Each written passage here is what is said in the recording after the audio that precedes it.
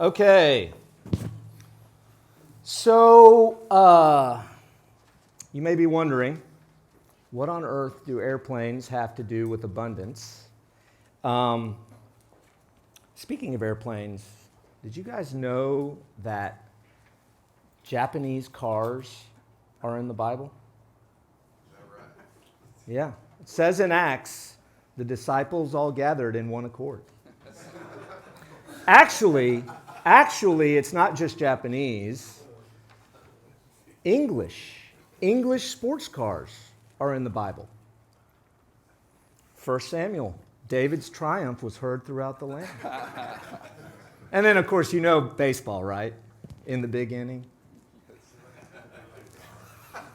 Thank you. I'm here all night.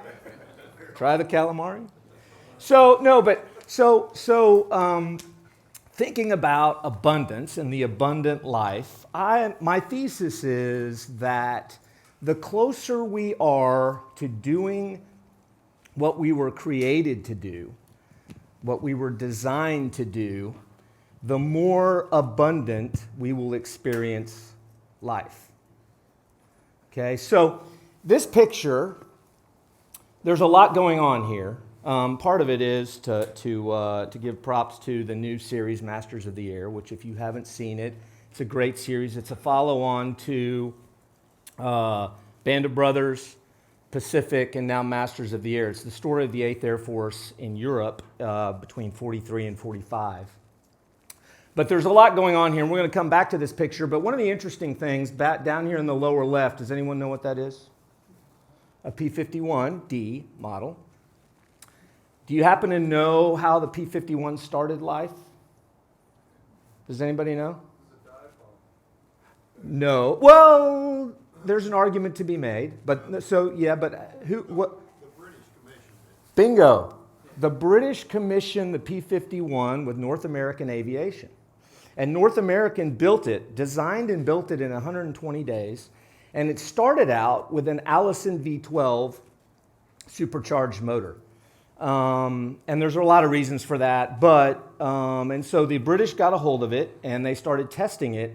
And it performed ridiculously well with single stage supercharging below 15,000 feet. And so they used it, the British did early on, as photo reconnaissance plane and as a ground attack plane. Neither of which it was great for. It was very fast, but doing photo reconnaissance low isn't ideal. And then it was liquid cooled. And so going and doing ground attack missions with a liquid cooled motor, one round through a cooling line and you're leaking glycol and you overheat and you crash. And so in 42, the Brits came and said, what if we put a Merlin engine, a turbo supercharged motor with two-stage supercharging in it that we have in our Spitfire? My bet is this thing will turn into a much better performing aircraft at altitude above 15,000 feet. And the Americans, of course, said, do whatever you want. So the British brought over a Merlin, and they stuck it in a P-51, and a number of things happened. All of a sudden, what started out as kind of an okay airplane became what we all know today as arguably one of the best fighter aircraft in World War II. And because of its laminar flow wing and all sorts of things and the amount of fuel it could handle, it was the first airplane that could escort bombers all the way to Berlin, deep into Germany and back. So by early 43, the Americans finally came around, and this is a great book, which I'm going to read out of. We're going to come back to this in a second.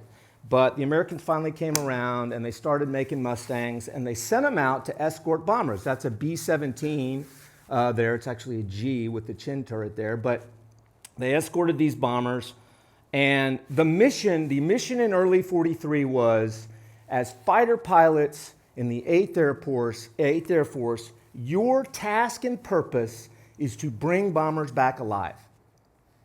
Your task and purpose is to bring bombers back alive. And the reason for this was, up until that point, American daylight bombing had been a bloodbath. I mean, 50, 75% attrition on these bombing missions, okay? So keep that task and purpose in mind. Your mission as a fighter pilot is to bring bombers back alive. That's your task and purpose. All right, so let's start. But that was difficult because the Germans came back with them. It was hard to bring the bombers back alive. Yeah, The Germans came back with them. that's right. Exactly. Shut them down over the English airport. Exactly. Which we're going to come back to in a second. All right, so let's get into it with that introduction. I'm going to start us with reading Psalm 8. If you want to, close your eyes and just listen to these words. O Lord, our sovereign, how majestic is your name in all the earth. You have set your glory above the heavens. Out of the mouths of babes and infants you have founded a bulwark because of your foes, to silence the enemy and the avenger. When I look at your heavens, the work of your fingers, the moon and the stars that you have established, what are humans that you are mindful of them, mortals that you care for them? You have made them a little lower than God and crowned them with glory and honor. You have given them dominion over the works of your hands. You have put all things under their feet, all sheep and oxen, and also the beasts of the field, the birds of the air and the fish of the sea, whatever passes along the paths of the seas. O Lord, our sovereign, how majestic is your name in all the earth. Amen. So let's read this together. This is the question number 1 in the Westminster Shorter Catechism. So I'll read this question and you guys answer it. What is man's chief end? Man's chief end is to glorify God and enjoy Him forever. Good.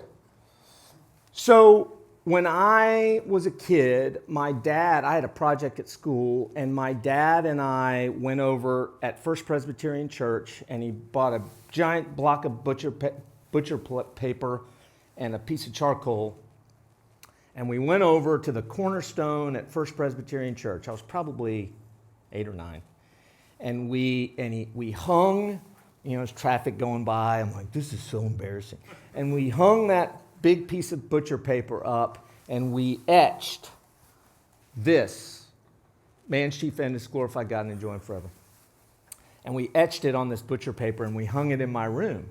And I remember as a kid staring at it going, how on earth am I supposed to glorify God? What does it mean to glorify God? It was a question I had. And it was actually, the older I got, the more I realized it was actually a good question. Okay, so I'm going to ask you some questions. Class participation here, 10% of your grade. No Sunday school answers are allowed. So nobody can say Jesus.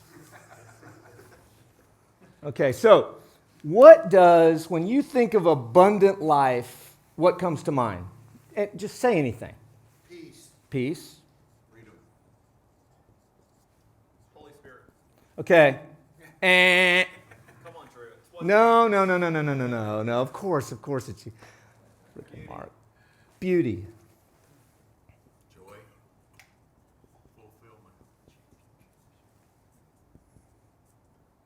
Fulfillment. Is there 2 L's in fulfillment? Yeah.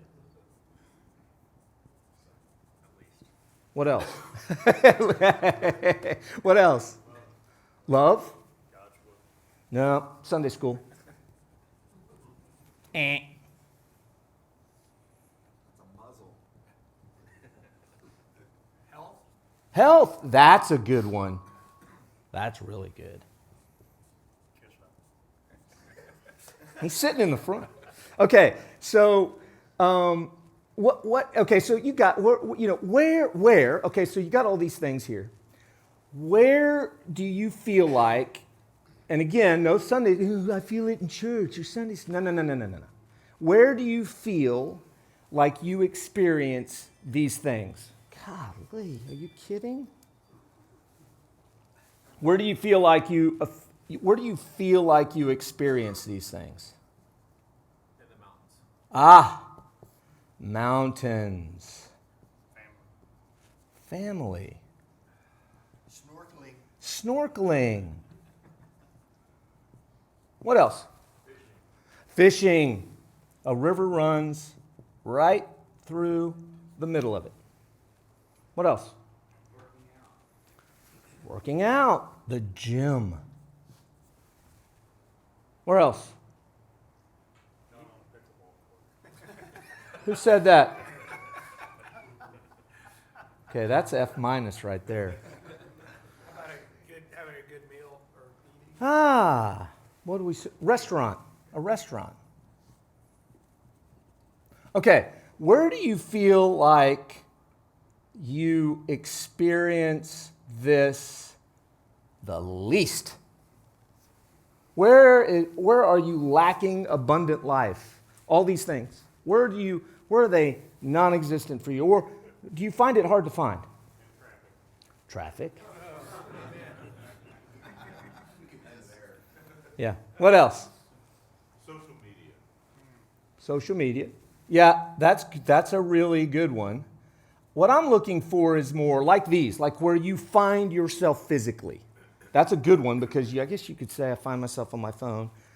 But where you physically are. Work. When you say work, do you mean like your job, your office? Confrontational experience or talking to somebody.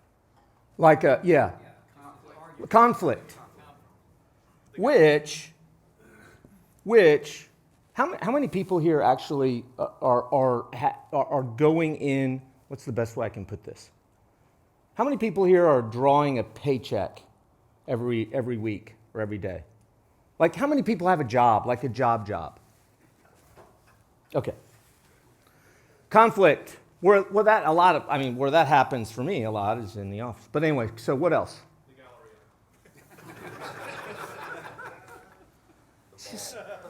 The mall, yeah. Okay, that's good. So I'll tell you for me, me personally, as I said, since I threw you guys to the wolves here, for me, where I feel abundant life, like I see it as like retreats, a vacation, where I can get away from it all. For me, specifically work and things like, all these office things is pretty much everything antithetical to this. It is, as Dave mentioned, I always thought of work as a curse, as part of the curse, right? I got to do this because we're all cursed because of Adam and Eve. And it's something I have to do to be a good steward, right? Something I need to do, the Lord's calling me to do because I got to be a good steward, because I got to make money so I can give it away and all that stuff. And then I work and working and those things away from the abundant life, I kind of do, and I try to be a Christian and not say too many bad words and be a good witness. And really abundant life is heaven, where I go and I get to experience God and Jesus and all these good things. And honestly, I would think that sounds really good, but it sounds also kind of boring. And my Sunday school teachers would tell me, it's not going to be boring. You're going to be so happy sitting up there playing a harp or whatever. And I was like, okay, I believe you. But so anyway, so that was the way I viewed my views around abundant life. And Chris and Tom and I, we've been taking this class called Houston Fellows. And it's all about this topic, about how we can find abundance in working, in using our hands and our brain and being with other people and in offices and all sorts of places. And also, what really is work? Right? Is it just being in an office? Or does work encompass more things? All right, so what is, given that, what is my real task and purpose? Back to our airplanes. The first duty of Air Force fighters is to bring bombers back alive. General Doolittle, James Doolittle, took command of the 8th Air Force on January 6, 1944, and he walked into the office and he saw that sign, the first duty of 8th Air Force fighters is to bring bombers back alive. And he said, who did that? And everyone was like, we don't know, it was here when we got here. And he goes, well, take it down. Your new mission is, the first duty of 8th Air Force fighters is to destroy German fighters. Destroy German fighters. So imagine, and by the way, when he said that, it talks about it in this book, which is called The Big Week by James Holland. And when he said that, everybody in the office went, oh, thank goodness. Strange, right? To completely change the idea. And here's what Holland says. Doolittle thought that the best strategy was not to hug protectively close to the bombers, but to go after the enemy aggressively. Fighter aircraft are designed to go after enemy fighters, he noted. Fighter pilots are usually pugnacious individuals by nature and trained to be aggressive in the air. Their machines are specifically designed for offensive action. Remember how the Mustang started? Right? It was a reconnaissance plane. Right? And because of a motor change, it completely changed how it viewed everything and how it was used. He believed his fighters should be told to hunt out and attack the enemy before they reach the bombers. And so, almost overnight, when these fighter pilots and these machines, when their purpose and task changed, more ironically, bombers started to come home alive. Even when their initial mission was, the first duty was to bring bombers back alive. So we're going to talk about task and purpose. What were we really designed to do? What did God make us to do? And to do that, though, we got to go back. We're going to go back, especially as believers here, as Christians especially. We got to fight through a lot of history and a lot of programming to understand where we've been and to kind of see where we're going. So our roadmap, we're going to go down a little bit of a rabbit hole. You got to stick with me. We're going to talk about some stuff like philosophy and church history.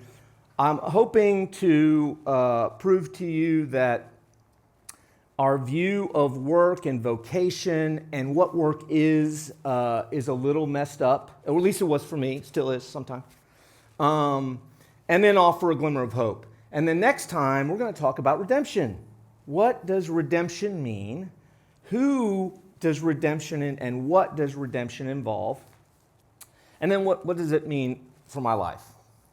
So, starting in the beginning. So the early church and certainly the early Judaic views of work was not that it was part of the curse. Rather, they viewed work and vocation and what we do, right, with our hands and with our brains and with other people, they viewed it as a gift. In fact, they viewed it as what we were originally created to do. So, you look at Genesis 1:1. In the beginning, God created the heavens and the earth. God saw that all he had made, and it was very good. And on the seventh day, God finished his work that he had done. And he rested on the seventh day from all the work he had done. So the Jews looked at that and said, holy cow, God was a workman. In fact, he worked so hard that he rested on the seventh day. So work, if we look at our Creator, we were made in his image. Work was always part of the plan. It was what we were created to do. The Lord God then took the man and settled him in the Garden of Eden to cultivate and care for it. We're going to get to, in 2 weeks, we're going to talk about redemption, and we're going to talk about something called the cultural mandate. And we'll get into that a lot deeper. But the bottom line is, and what I hope to convince you of, is that work is not something that's temporary. What we do today matters eternally. What we work on today matters eternally. You don't have to believe me yet. You never have to believe me. But I hope I convince you of that, okay? All right, so so what did work look like, kind of in the early church? And what they, from the Judaic point of view, moving into the New Testament, there's these sorts of scriptures. Whatever you do, work heartily as for the Lord and not for men, knowing that from the Lord you will receive the inheritance as your reward. You are serving the Lord Christ. And that's from Colossians 3. And then this from Thessalonians. Aspire to live quietly and to mind your own affairs and to work with your hands as we instructed you, so that you may walk properly before outsiders and be dependent on no one. So, you look at the classic example is Paul. What did Paul do? Tent maker, right? So Paul worked, right? And in fact, when you look at the early church, stem to stern, from the presbyters, the bishops, all the way down, everybody worked. Everybody was involved in their community. In fact, this is great, and if you'll humor me, this is a letter from a Roman in the 2nd century. And it's a little long, but just imagine he's describing in his letter to another political person, hey, here's what these Christians are all about, okay? For Christians cannot be distinguished from the rest of the human race by country or language or customs. They do not live in cities of their own. They do not use a peculiar form of speech.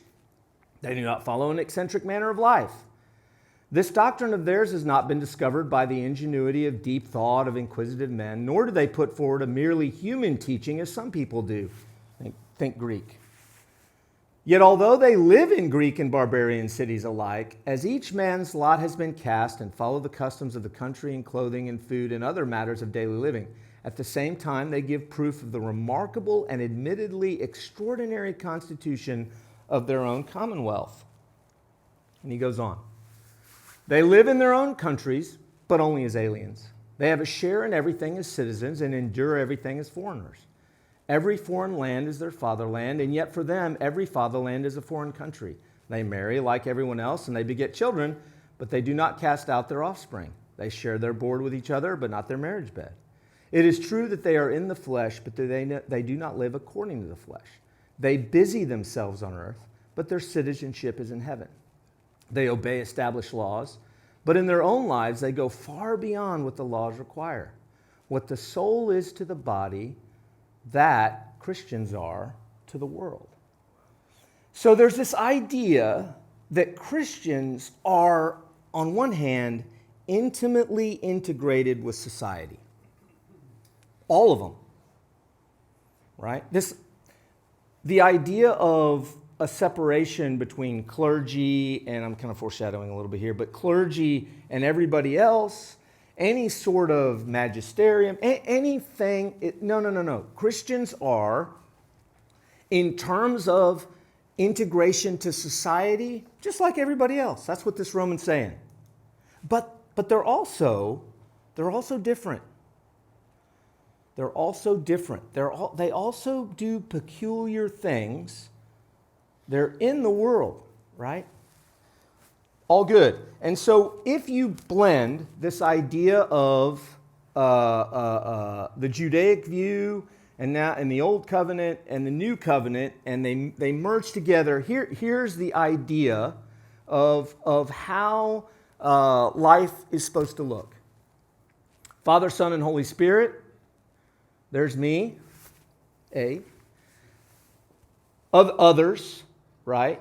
And then down here you have all these things, right? You've got the earth and cows and cell phones and theater and football, go Chiefs, and the office.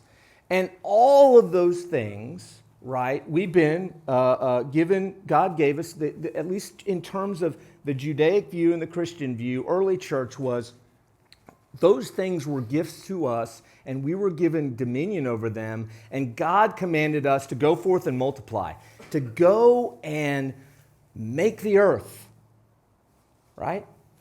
And so there's this relationship between God and us and creation and others, right? Cruciform Christianity, cruciform faith, right? Love the Lord your God with all your heart, soul, and mind, and love your neighbors yourself.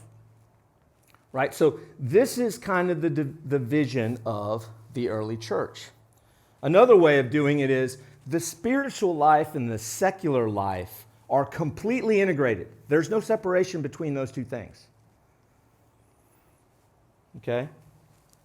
And now come our friends, the Greeks. So what happened in the first and second centuries? The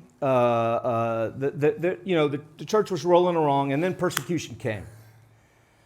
Right? You had Roman emperors come and try to kill everybody. And so there's this idea in the church came where we don't want anything to do with the world. And the two things were ripped apart, and Christians went into hiding, and there was a separation between the world and the church. And then persecution ends, Constantine comes around, and Christianity becomes the faith of Rome. And all of a sudden now, bam, we re-intersect those things. And in fact, cats like Augustine and Origen and Anselm and the two great places of the church were Antioch and Alexandria. In Alexandria, you had a bunch of guys who were influenced by Greeks. In Antioch, you had a bunch of guys who weren't influenced by the Greeks. And so they went at each other, and there was a huge effort to integrate Greek philosophy, particularly Aristotle and Plato, with Christianity, with Christian thoughts, right? Because they were like, golly, there's so much good there. There's got to be a way we can bring these things together. One of the things that Plato is famous for is Plato's cave. Okay? And Plato's cave, the idea was that all the good stuff, the real truth, was outside the cave. We, as human beings, as material, right, we sat in the very bottom of the cave. And we got a kind of an idea of truth because it was almost as if all we could see, we sat there in chains because we're like matter, and we looked at this, and we looked at the back of the cave, and behind us, there were actors in front of a fire. And they had real stuff, semi-real stuff, like horses and bows and arrows and stuff like that. And they would show stuff in front of this fire, and you could see a shadow of it on the back of the cave. And we would sit down there and go, I think that's what a horse really is. And Plato's argument was, you have no idea what a horse. You're trying to make sense of the world by seeing shadows on a cave wall, when reality, when real truth is actually completely outside of the cave, and it doesn't involve material things at all, because material things are bad, or at least substandard. True knowledge and true truth is something is ephemeral. You can't touch it. It's eternal, but it's right. It's not accessible to us. What that led to, and actually what existed even in biblical times because of this philosophy, was Gnosticism. And Gnosticism said that our bodies, our physical bodies, in fact, anything physical about us is death. And the only thing good about us is the spirit. Okay? So anything associated with physicality is at best not good. Okay? That's Gnosticism. And in fact, there's a huge struggle in the church up through the Council of Nicaea, and actually a little afterwards, on whether Jesus was really, because of this, on whether Jesus was really a man. Everybody could get their arms around whether he was God. What they struggled with was, how could he really be man? And the reason they struggled with this was, a big reason was, because of this Greek philosophy. So the Greeks come in. And so what you ended up with was material matter is in creation. Anything created, anything that you can touch and feel is at best second class. It's truth and eternity and goodness are unattainable for normal people. We can't understand it. We're just, because of our materiality. Truth is unassociated and certainly cannot be, we can't get to real truth by working with our hands, by going into the office. No. To access real truth, what we have to do is we have to have and lead a contemplative life. We put on a toga, we have some tea, and we sit and we ponder. Because in pondering and thinking, not working, not doing anything associated with physical things, in pondering and thinking, we can slowly gain access to reality, truth. And the only people that could really experience truth and God are people who certainly weren't working. Not merchants, not lawyers, not private equity guys. No. Right? You had to be above all that and do nothing to experience truth and reality. One of the ingredients that you're talking about is good health. If there's abundance as we get older, good health is such a key ingredient of what you've been talking Yeah. You've got a great accent, by the way. I could listen to you all day. So, in his book, How Then Should We Work? Here's how Hugh Welshel summarizes it. By the end of the 3rd century, with the end of persecution, the separation between Jerusalem, Christianity, and Athens, Plato and Aristotle, largely, began to disappear. The church fathers began to be more heavily influenced by Greek thought.